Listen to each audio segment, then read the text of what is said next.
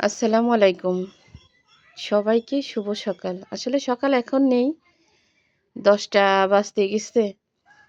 তো সকালবেলা আসলে মাঝে, মাঝে এতটাই আ অলস লাগে বা অসুস্থ লাগে, মনে হয় কি যে কোনো কাজই কিন্তু করতে ইচ্ছা করে না। তো সকালবেলা আমি মিষ্টি কুমড়া ভাজি করলাম। গোশটা কালকে অনেক শক্ত ছিল। ভাজি করলাম তাও কিন্তু নরম হয়নি। এটাও শক্ত মনে হয়। এটা একটু নরম হয়েছে কিনা? তাও মিষ্টি কুমড়া ভাজি করলাম, ডিম ভাজি করলাম। পেঁয়াজ মরিচ ভাজি করলাম আর গোশ ছিল রাতে, সেই গোশ গরম করলাম। খেতে ইচ্ছা করতেছে না, 2 ছেলেকে খাওয়াই দিছি। 2 জন চলে গেছে, পরীক্ষা চলতেছে। আমি খেতে বসলাম। এই যে ভাত শুধু মাখতেছি আর মাখতেছি। মিষ্টি কুমড়া তো মনেই চাচ্ছে না। আর একবার ভাবিছি আম দিয়ে দুধ দিয়ে খাবো, আবার ভাবতেছি যে না, সকালবেলা উঠে খালি পেটে আম দিয়ে দুধ দিয়ে খাবো না।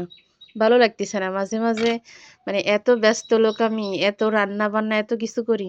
মাঝে, মাঝে একদমই কিন্তু অলস হয়ে যাই। মন চায় না যে ১ গ্লাস পানি ঢেলে পর্যন্ত খাই। তারপরও কি করা? সংসার যেহেতু আছে, করতে তো হবে, খেতেও হবে বা সবাইরে খাওয়াতেই হবে।